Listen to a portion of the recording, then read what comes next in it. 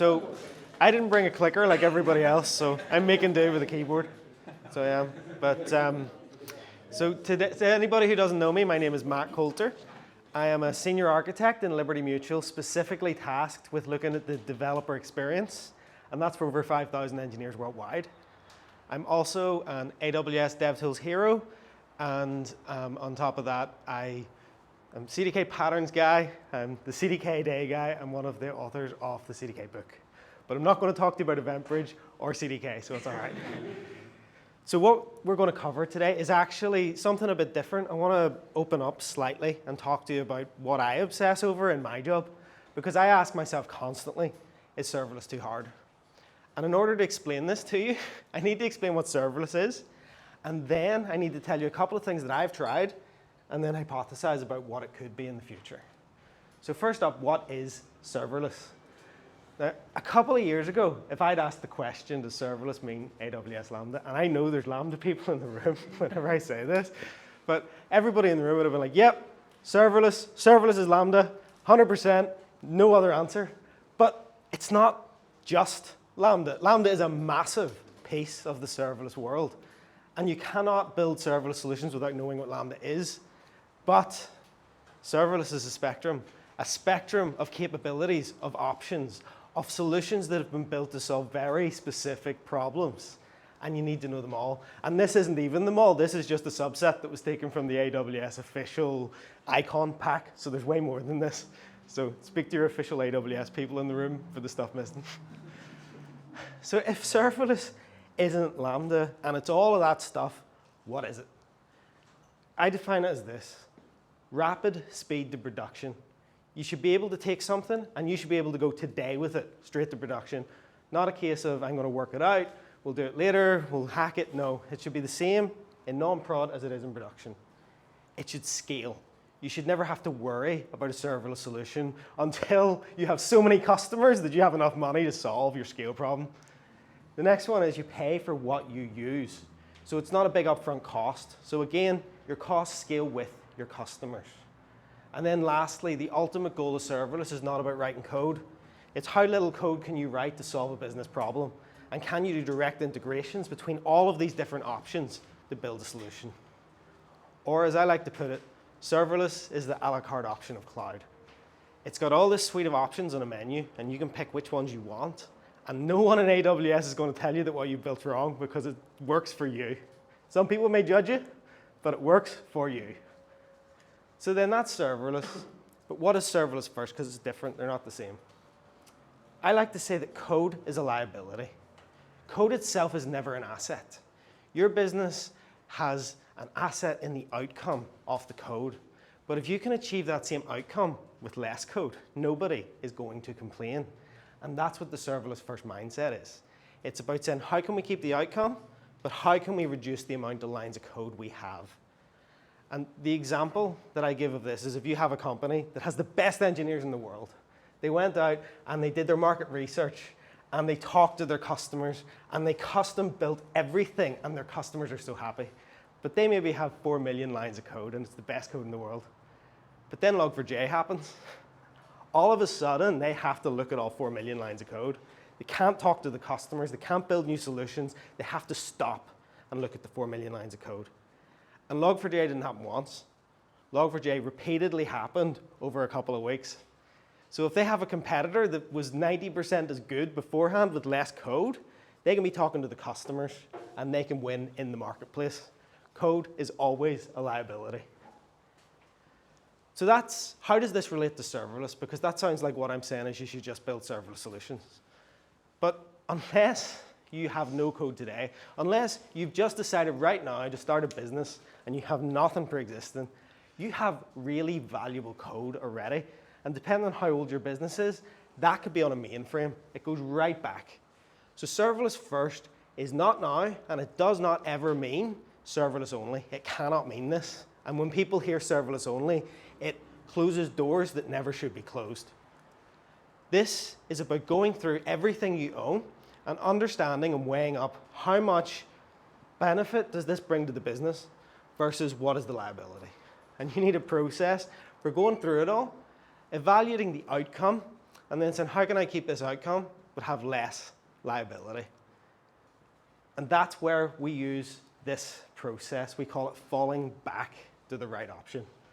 We look at a piece of code and we say, okay, we really like the outcome here, but can we do it with direct integrations like API gateway, directly into step functions, directly into DynamoDB?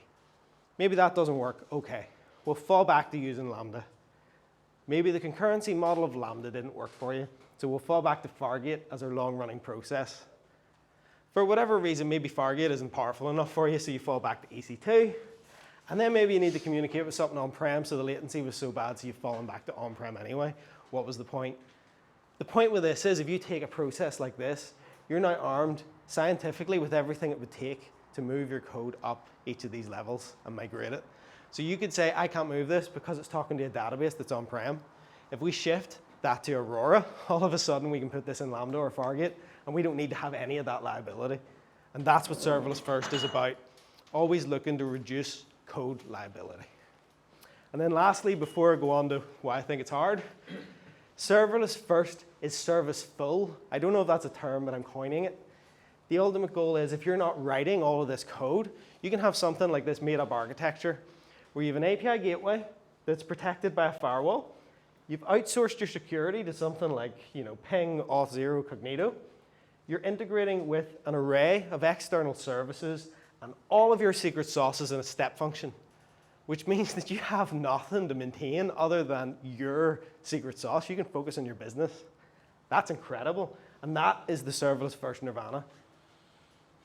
So now the big question, now that I've given you all my definition of serverless, is serverless too hard?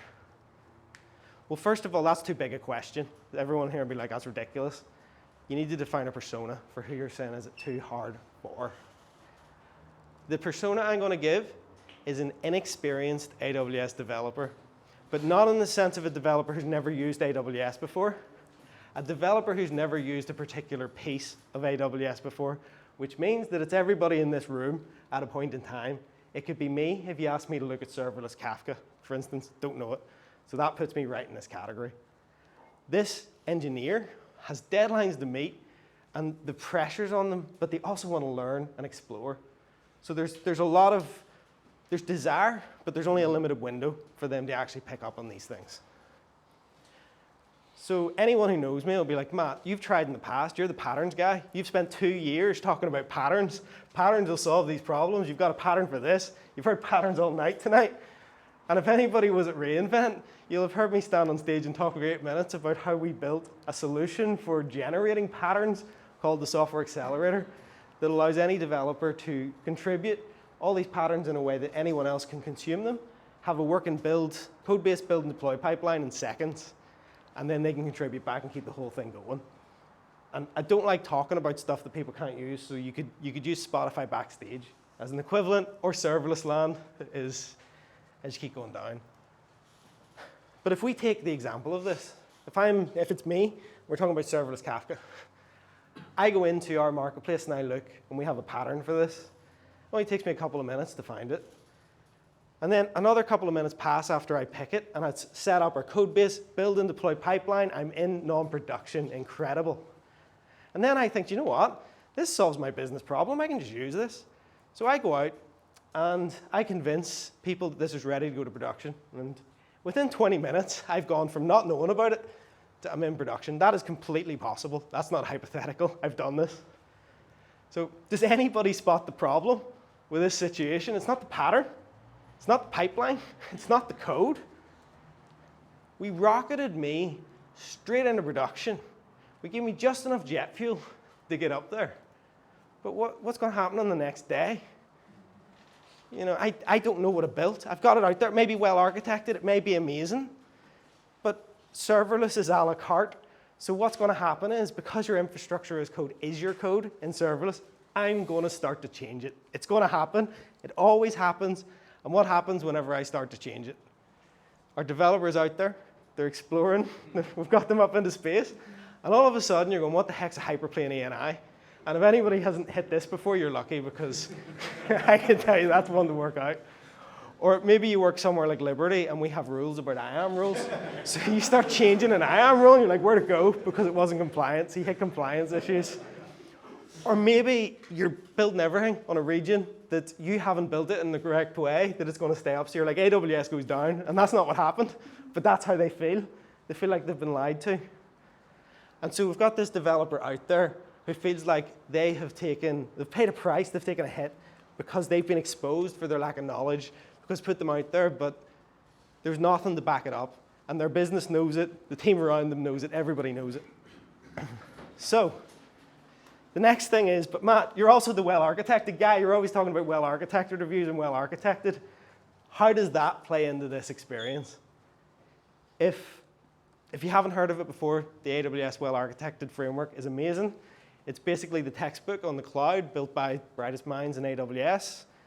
It's with white papers, and it comes in the form of a review that you can do. It's based on these 6 pillars, and the 6 pillars basically cover everything. Operational excellence is, do you know what your app is doing? Security's in the name. Reliability, would you worry if I went near it? Is it going to fall over? Performance efficiency is it fast enough to meet the expectations of your users? Not necessarily is it the fastest it can be. Cost optimization, without impacting performance, can you make it cheaper? And then sustainability, think about your impact on the wider planet. And you can do this in a review with an architect. You can sit down and I can talk to you about what you've built. But it's manual. And as you all know, you can't build a foundation on a manual process. That's the problem. So depending on who you get to do your review, it could be me, it could be someone who's doing their first review, but also I can't do the whole 5,000 engineers because it just can't, it spreads too slowly. At the same time as AWS are rightly building new features and products and keeping going. So this is amazing, it's incredible, everybody do this, but all I'm saying is this is not your silver bullet for fixing your education problem. And the other problem it can bring about if you don't do it right, if I'm an engineer who uses a pattern and gets out to production, and you sit down with me and I'm doing a well-architected review, I need to know details about what you've built, and you won't know them. So it can feel like an interrogation, which is not comfortable on either side. And it leads to this situation where your developer ends up going, wait, what? I need to know every single line of code that this thing generated? Hold on, even if it's supported by someone else? And then they eventually go, wait, what? I need to know every line of code that wasn't generated because AWS has default behavior? What am I doing here? And it can lead to, outside of Happy Path, it can lead to 3 scenarios. The first one is, nah, I'm not going near AWS again. No, thank you. I used to work in a world where I never touched infrastructure, so I am just going to go back to that world. It was comfortable. The other one is, I'm not going to go near your patterns again. I'm going to build everything my own from scratch, because that way I will understand it and I will have a great review. And the third one, which is not so bad, is help. Like you come help me build this thing. And that's okay, but again, it's manual. So that's where when I go back to, is serverless too hard? No, but it is intimidating. And I think sometimes whenever we talk about serverless being easy, we forget that serverless is all of AWS, basically, and it's the most knowledge. To build the best serverless solutions, you need the most knowledge of AWS. But I don't want to leave it on a negative note, so I thought, why not just reimagine what I would like to see from a developer experience inside or outside of Liberty Mutual, because all this stuff already exists. So the first thing is, for fear, we need accurate information, and it has to be automated, because we are all building the exact same things with plus or minus 1%. I would argue I could jump into all your companies and I could recognize most of your stacks. The second thing is, we need one seamless experience, irrespective of what dev tool we're using for serverless, whether it be ClickOps, CDK, SAM, Terraform, Pulumi. It has to be equality of outcome. And with serverless, a lot of the time, I feel like your dev tool can dictate your experience. It's getting better, but it can dictate your experience. So here's where I see we can change things. The very first one is, before you pick a pattern, we can actually inject some information right there to make sure you're in the right place. Second one is we can change that well-architected review. And then the third one is, after you deploy something, we can follow up with automated information right there to help you out. But I'll just explain this briefly. Let's talk about learning journeys. Because I said we gave the developer just enough jet fuel to get them up into space and then left them alone. Why does it need to be so fast? Like realistically, why does it need to be so fast the first time? Second time, yeah. But the first time there should be a slow path. And the slow path should explain everything about what you're going to deploy. It should be bundled with all of the well-architected advice right there, all of the decisions right there, and it should let you build the pattern up yourself manually if you want. So you should come through a slow path and come out of it armed with the knowledge as if you'd built the thing yourself. That's the point. But the fast path should always exist so that next time you can just use it. And that's how we stop people just going off and building their own things. The second thing is, imagine for a second if I didn't need to interrogate you about the specific details of your app because automation existed. The well-architected review should be about strategy. I shouldn't be talking about the specific configuration of your gateway. I should be coming in and going, hey, say you're using an EC2 instance here. The strategy would maybe be Fargate or something less. Can we talk about this? And then we get into that deep conversation about your architecture because I can see something else has already got all of that specific configuration checked. And that's something else to me. We need automated, well-architected discovery. And again, this exists. If you look at Trusted Advisor today, there are pieces of automated well-architected advice in there. It's just what we need to do is make sure that it covers everything, all of the well-architected advice, everything in there, so that that way we can create a data-driven loop. Because if you have this data, all of a sudden, you can look at a serverless app and go, that serverless app is about 5 years old. That's a lot of non-well-architected stuff in there because we can see it from the dashboard. Whereas today, we can just say serverless, not serverless, and it's kind of awkward. The second thing is that we could actually build a dashboard of our serverless tech debt, which again, we don't have today. And then the most exciting one, if you loop it back around to number one with the learning journeys and the patterns, you can say every time that pattern is deployed, it causes 15 pieces of bad, well-architected advice. Here's a pull request. I just fixed that forever for the company. And all of a sudden, you're using data to improve things for everybody instead of just guessing. And that's what I'm saying. We need to build guided, data-driven experiences instead of, I don't know, rapid mistakes is what I'm calling them. And all of those things exist. You could use serverless land today for your category or your collection of patterns. There are learning journeys there. It's just a case of refining that. The well-architected stuff, if Trusted Advisor was expanded a bit to include more advice, all those things can be pulled together in a flow that makes me say, do you know what? Serverless isn't that intimidating because it's all sitting here. And that's, that's what I wanted to leave you on. But if you want to know more about what we're doing with all these things, because we'll definitely be talking about this, because this is the problem that we're solving, Google Liberty Serverless or Liberty Mutual Serverless, follow Christy Peralt there or myself, and yeah, just stay in touch. So, thank you.